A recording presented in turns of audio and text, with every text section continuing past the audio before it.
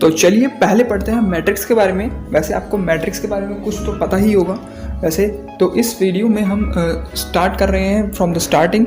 तो हम बताएंगे व्हाट इज़ मैट्रिक्स और इसके क्या यूज़ होते हैं डेली लाइफ में। तो यहाँ पर हम बात करते हैं कि मैट्रिक्स होता क्या। मैट्रिक्स की जो डेफिनेशन होती है वो होती है कि it is an order rectangular arrangement of numbers और फंक्शंस। मतलब कि एक स्क्वायर ब्रैकेट्स के अंदर अगर हम कोई एक ऑर्डर में नंबर्स या फिर फंक्शंस को अरेंज कर देते हैं तो वो एक मैट्रिक्स कहलाता है। यहाँ पर जो आप मैट्रिक्स देख रहे हैं वो 3 रोज और 3 कॉलम्स की है और यहाँ पर अरेंजमेंट हो रखा है नंबर्स का। अब हम बात करते हैं applications of the matrix in daily life.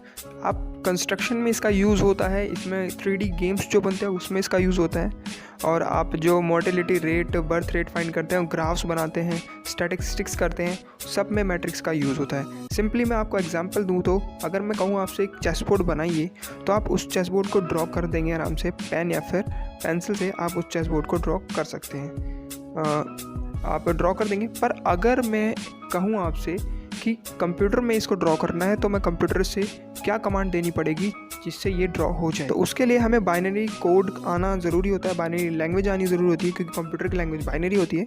तो यहाँ पर मैट्रिक्स का यूज़, यहाँ पर मैट्रिक्स के यूज़ कर हम कोड में कन्वर्ट कर 1-0 की फॉर्म में हम कंप्यूटर को कमांड दे देते हैं और वो हमारा चेस बोर्ड बना देता है। तो सिंपल ऐसा ही होता है। तो अब बात करते हैं टाइप्स ऑफ मैट्रिसेस की, जो हमारी NCERT क्लास 12th में दी हुई हैं। उन मैट्रिसेस के टाइप्स को हम पढ़ेंगे। पहली होती है row matrix, column matrix, square matrix, diagonal matrix, scalar matrix, identity matrix, zero matrix. Total 7 types हैं इसके और 7 को हम डिटेल में डिस्कस करेंगे इस वीडियो में। तो चलिए स्टार्ट करते हैं रो मैट्रिक्स से। Row matrix, a matrix is said to be a row matrix if it has only 1 row. अगर एक मैट्रिक्स के पास सिर्फ एक रो है और कॉलम्स उसके 1, 2, 3, 4 कितने भी हो सकते हैं, पर रो जो है वो एक ही है, कांस्टेंट है, तो वो रो मैट्रिक्स कहलाती है। अगर इसके एग्जांपल्स की मैं बात करूँ तो थोड़े बहुत एग्जांपल्स आप भी इसके सोच सकते हैं और मैं आपको इसके एग्जांपल्स बता देता हूँ। रो मैट्रिक्स में हमेशा एक ही रो होगी और कॉलम्स आपके 2, 3, 4 कितने भी हो सकते हैं। यहाँ पर रोज जो है कांस्टेंट होंगी। यहाँ पर मैंने 2 एग्जांपल्स लिए हैं, एक ABC जो स्क्वायर ब्रैकेट्स के अंदर बंद है और एक 1, 2, 3। यहाँ पर आप देख सकते हैं 3 कॉलम्स है दोनों में, पर रो सिर्फ एक है, क्योंकि यहाँ पर रो जो है वो यूनिटी होती है, एक होती है। यहाँ पर सिमिलरली ऐसा ही होता है सेकंड वाली मैट्रिक्स, कॉलम मैट्रिक्स, जिसके बारे में पढ़ेंगे कि कॉलम मैट्रिक्स क्या होती है। Matrix is said to be a column matrix if it has only 1 column.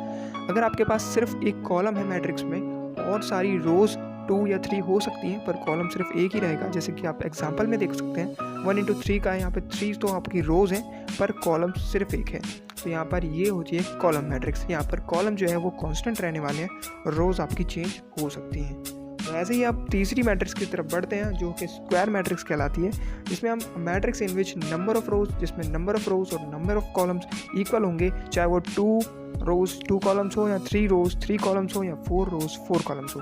यहाँ पर मेन बात यह है कि जैसे स्क्वायर की सारी साइड्स इक्वल होती हैं, यहाँ पर जो ऑर्डर है मैट्रिक्स का वो 2 into 2 या 3 into 3 होगा, m = n होगा यहाँ पर जो डेफिनेशन के हिसाब से। तो यहाँ पर इसके एग्जांपल्स मैं आपको कुछ बता देता हूँ। एक एग्जांपल इसका मैं बताऊँगा जिसमें आपको स्क्वायर मैट्रिक्स दिखाई जाएगी। यहाँ पर जो स्क्वायर मैट्रिक्स है वो 2/2 की है। यहाँ पर आपको देख सकते हैं 2 रोज और 2 कॉलम्स आपको दिखाई दे रहे हैं। 4, 9, 3, 5, 4, 9 वाली हमारा एक रो है और 3, 5 वाली एक रो है और 4, 3 और 9, 5 एक कॉलम है। तो यहाँ पर आप देख सकते हैं कि 2 रो और 2 कॉलम है, m = n है। तो ये स्क्वायर मैट्रिक्स होती है हमारी। तो हमारी जो नेक्स्ट मैट्रिक्स आती है वो आती है डायगोनल मैट्रिक्स। डायगोनल मैट्रिक्स में क्या होता है, ये रिलेट करती है डायगोनल से। डायगोनल आपको पता होगा कि एक क्रॉस लाइन होती है जो एक स्क्वायर में एक डायगोनल होता है, वो एक स्क्वायर को 2 पार्ट्स में डिवाइड कर देता है।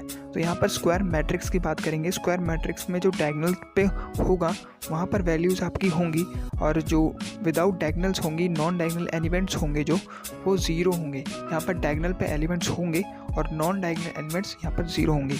इसका एक एग्जांपल आप क्लियर कर सकते हैं। बहुत ही इजी मैट्रिक्स होती है डायगोनल मैट्रिक्स। इसको रिप्रेजेंट कैसे करते हैं ये आप देख सकते हैं एग्जांपल में। आपको एग्जांपल दिख रहा होगा, इसमें आप देख सकते हैं डायगोनल्स पे 1, 8, 4 एक डायगोनल्स है।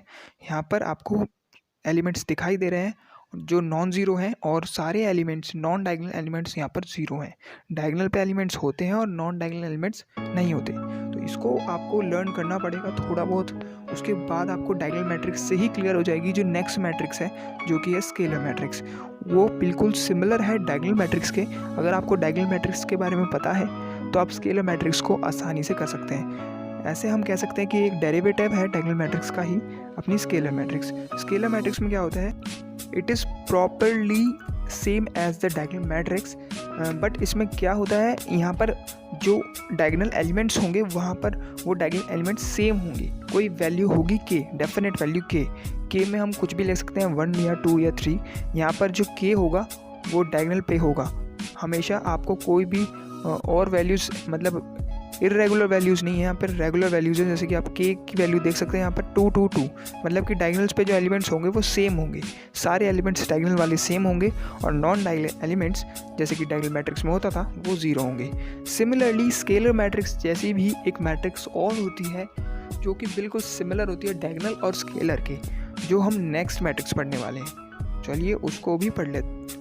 जो नेक्स्ट मैट्रिक्स है उसका नाम है आइडेंटिटी मैट्रिक्स। इसमें क्या है, यहाँ पर एक स्क्वायर मैट्रिक्स है जिसमें जो डायगोनल एलिमेंट्स हैं वो 1 होंगे और सारे एलिमेंट्स 0 होंगे।